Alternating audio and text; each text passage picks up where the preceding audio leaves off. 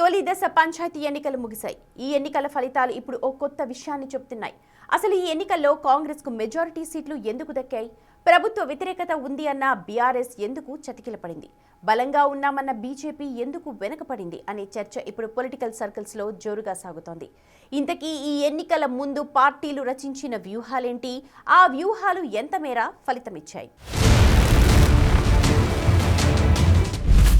గ్రామ పంచాయతీ ఎన్నికల్లో కాంగ్రెస్ జోష్.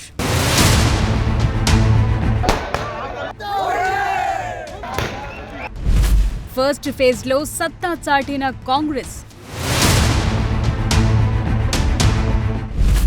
2335 స్థానాలు దక్కించుకున్న కాంగ్రెస్ మద్దతుదారులు. తలకిందులైన బీఆర్ఎస్ అంచనాలు.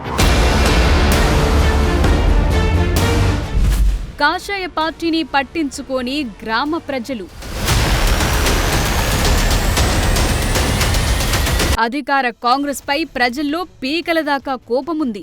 రోజు రోజుకు వ్యతిరేకత పెరుగుతోంది. అవకాశమొస్తే చాలు ఓట్లతో కాంగ్రెస్ కు బుద్ధి చెప్పేందుకు ప్రజలు సిద్ధంగా ఉన్నారు అంటూ బీఆర్ఎస్ ఇటు బీజేపీ నేతలు ప్రతిరోజు ఇవే మాటలను హోరెత్తిస్తూ ఉన్నారు. సోషల్ మీడియాలో అయితే ఈ ప్రచారం పీక్స్ లో సాగుతోంది. కానీ ఇవేవి కూడా నిజం కావని తేల్చేశారు గ్రామ ప్రజలు. మొత్తం 3 దశల్లో ప్రస్తుతం తెలంగాణలో పంచాయతీ ఎన్నికలు జరుగుతుండగా మొదటి దశలో కాంగ్రెస్ హవా స్పష్టంగా కనిపించింది.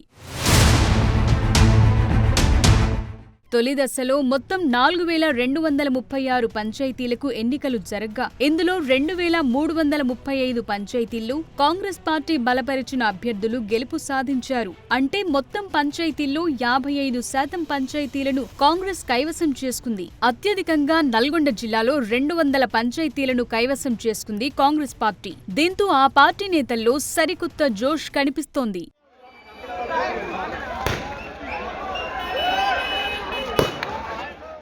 ఇక విపక్ష పార్టీల ఆశలు మాత్రం గల్లంతయ్యాయనే చెప్పాలి. ఎందుకంటే ప్రభుత్వంపై తీవ్ర వ్యతిరేకత ఉందని ప్రచారం చేస్తూ వస్తోంది బీఆర్ఎస్ పార్టీ. అదే వ్యతిరేకతను అస్త్రంగా చేసుకుని ప్రచారం చేస్తూ పోయింది. నిజానికి పార్టీ అగ్రనేతలు ఈ పంచాయతీ ఎన్నికలపై పెద్దగా ఇంట్రెస్ట్ చూపించినట్లు కనిపించకపోయినా గ్రామ స్థాయిలో మాత్రం జోరుగానే ప్రచారం నిర్వహించినట్టు తెలుస్తోంది. కానీ ఇవేవి కూడా పనిచేయలేదు. కేవలం 1168 పంచాయతీలను అంటే 27.5% పంచాయతీలను మాత్రమే దక్కించుకున్నారు బీఆర్ఎస్ బలపరిచిన అభ్యర్థులు.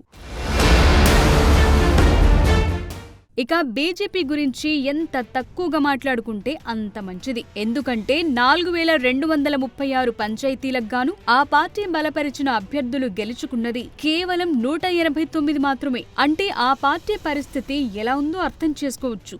ఆ పార్టీకి అన్నో ఇన్నో పంచాయతీలు దక్కింది కేవలం కామారెడ్డి, కరీంనగర్, నిర్మల్, నిజామాబాద్ జిల్లాల్లో మాత్రమే.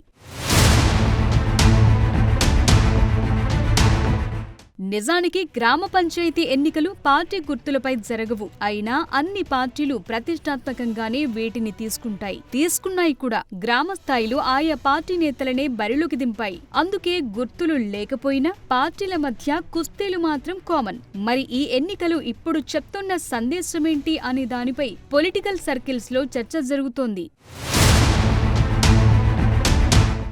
గ్రామాల్లో అధికార పార్టీపై తీవ్ర వ్యతిరేకత ఉందని, రైతులు అస్సలు సంతోషంగా లేరని విపక్షాలు విమర్శలు చేస్తూ వస్తున్నాయి. పార్టీలకు అతీతంగా అందరూ నేతలు దాదాపుగా ఇవే స్టేట్మెంట్స్ ఇచ్చారు. కానీ ఇప్పుడా లెక్క కాస్త తప్పనే తేలింది. ఆ గ్రామ ప్రజలే ఇప్పుడు అధికార పార్టీకి జై కొట్టారు. సో విపక్షాలు చెప్తున్న వ్యతిరేకత గ్రామాల్లో లేదని ఈ రిజల్ట్ చెప్తోంది. అదే సమయంలో అధికార పార్టీ అభ్యర్థులను గెలిపిస్తేనే గ్రామాభివృద్ధి వేగంగా జరగటంతో పాటు సంక్షేమ ఫలాల అమలులో ఎలాంటి ఇబ్బందులు ఉండవనే ఆలోచనలో ప్రజలు ఉన్నట్టు తెలుస్తోంది. ఇక బీఆర్ఎస్ విషయానికొస్తే 1168 స్థానాలు దక్కించుకోవటం చిన్న విషయం కాకపోయినా ఆ పార్టీ నేతలు చెప్తున్న స్థాయిలో మాత్రం లేవనే చెప్పాలి. ఎందుకంటే బీఆర్ఎస్ నేతల అంచనా ప్రకారం ఆ పార్టీ భారీ స్థాయిలో పంచాయతీలను దక్కించుకోవాలి. కానీ అలా జరగలేదు. దీంతో ఆ పార్టీ నేతలు ఇప్పుడు స్క్రిప్ట్ మార్చేశారు. అధికార పార్టీ బెదిరింపులకు పాల్పడిందని, ప్రలోభాలకు గురి చేసిందంటూ కొత్త రాగమెత్తుకున్నారు.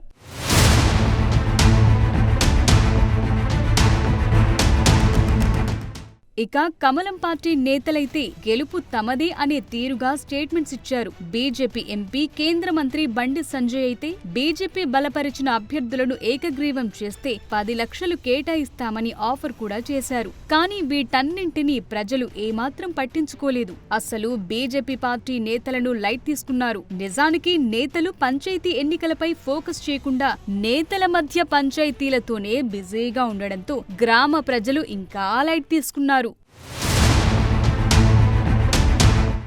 మరి ఈ ఫలితాలు మిగిలిన దశలపై ఎలాంటి ఇంపాక్ట్ చూపించబోతున్నాయి? అధికార పార్టీ ఎలాంటి వ్యూహాలను రచించబోతోంది? ఈ ఫలితాల తరువాత విపక్ష పార్టీలు కోలుకునే అవకాశం ఉందా?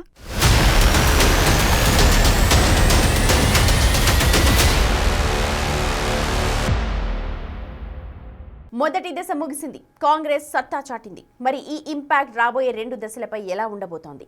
పార్టీ గుర్తులు లేకుండా పోటీ జరిగే ఈ ఎన్నికలు రాజకీయ పార్టీలకు ఎందుకంత కీలకం? గ్రామ పంచాయతీలు గెలిస్తే నెక్స్ట్ జరగబోయేదేంటి?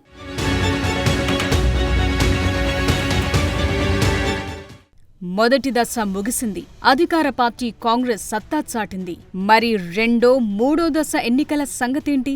ఇప్పుడిదే ప్రశ్నపై అన్ని పార్టీలు ఫోకస్ చేస్తున్నాయి.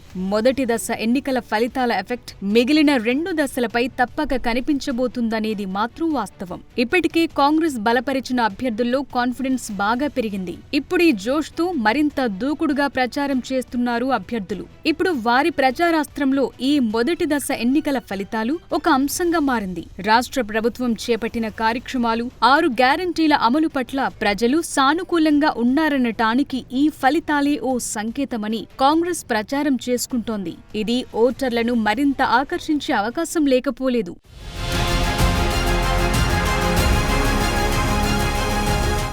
గత 10 ఏళ్లలో పల్లెల్లో బీఆర్ఎస్ ఆధిపత్యం నడిచేది. ఎన్నిక ఏదైనా గెలుపు కార్ పార్టీదే అన్నట్టుగా ఉండేది హవా. అలాంటి పార్టీకి ఈ ఫలితాలు ఒక వార్నింగ్ అనే చెప్పాలి. ఇప్పుడు మిగిలిన దశల్లో సత్తా చాటితేనే అంతో ఇంతో ప్రయోజనముంటుంది. లేదంటే ఇప్పటికీ పార్టీ షెడ్డుకు చేరిందనే విమర్శలకు మరింత బలం చేకూరినట్టయింది. బీఆర్ఎస్ ముందు ఇప్పుడు అనేక సవాళ్లున్నాయి. తమ ఓటు బ్యాంకును కాపాడుకోవాలి. అదే సమయంలో గ్రామంలో కాంగ్రెస్ ప్రభావం తగ్గించాలి. దీంతో ఇప్పుడు తమ ప్రచార శైలిని మార్చుకునే అవకాశముంది. రాష్ట్ర స్థాయి సమస్యలపై కాకుండా స్థానిక సమస్యలపైనే ఎక్కువ ఫోకస్ చేసే అవకాశముంది.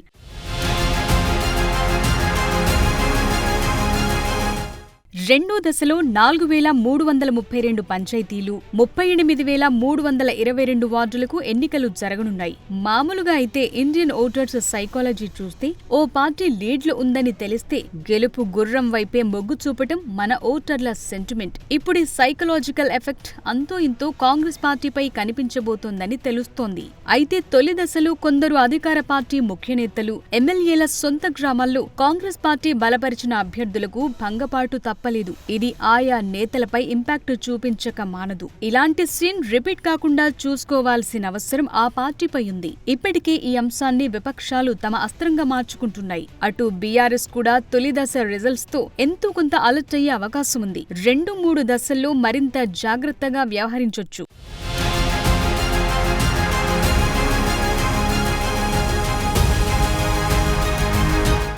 కానీ ఇక్కడో విషయముంది. ఇప్పుడు పంచాయతీల్లోనే సత్తా చాటితే ముందు ముందు జరగబోయే ఎంపీటీసీ, జెడ్పీటీసీల ఎన్నికల్లో గెలుపు నల్లేరుపై నడకవుతుంది. అందుకే ఈ ఎన్నికలను ఏ పార్టీ కూడా లైట్ తీసుకునేందుకు ఇష్టపడటం లేదు. నిజానికి గ్రామ పంచాయతీ ఎన్నికలు కేవలం సర్పంచ్లు, వార్డు మెంబర్స్ ను మాత్రమే ఎన్నుకోవటం కాదు. ఇవి మండల, జిల్లా పరిషత్ ఎన్నికలకు ఒక రూట్ మ్యాప్ను నిర్దేశిస్తాయి. పంచాయతీ ఎన్నికల తీర్పు ఎంపీటీసీ, జెడ్పీటీసీ ఎన్నికలపై చాలా ఎఫెక్ట్ చూపిస్తుంది. పంచాయతీ ఎన్నికల్లో సత్తా చాటిన పార్టీలకి ఎంపీటీసీ, జెడ్పీటీసీ ఎన్నికల్లో కాన్ఫిడెన్స్ ను పెంచుతుంది. ఎంపీటీసీ, జెడ్పీటీసీ స్థానాలకు పోలింగ్ జరిగే ప్రాంతాలు అనేక పంచాయతీలను కలుపుకుని ఉంటాయి. ఒక ఎంపీటీసీ నియోజకవర్గంలో ఎన్ని పంచాయతీలు ఏ పార్టీ మద్దతుదారుల ఆధీనంలో ఉన్నాయో లెక్కించడం ద్వారా ఆ స్థానంలో గెలుపును అంచనా వేయటం ఈజీ అవుతుంది. అందుకే ఈ ఎన్నికలను ఏ పార్టీ కూడా లైట్ తీసుకోవటం లేదు. అందుకే తొలి దశ ఎన్నికల ఫలితాలను చూసి సంబరపడటమో డీల పడటమో చేస్తే రాజకీయ పార్టీల భవిష్యత్పై ఎఫెక్టు పడినట్టు. మొదటి దశ ఫలితం ఒక ట్రెండ్ను సూచించినప్పటికీ మొత్తం 3 దశల ఫలితాలు మాత్రమే తెలంగాణ పల్లెసీమల్లో ఏ పార్టీకి బలముందో స్పష్టంగా తెలియచేస్తాయనేది నిజం. కానీ ఈ ఫలితాలు తరువాత జరిగే 2 దశల పోలింగ్ పై ప్రభావం చూపటం మాత్రం ఖాయం.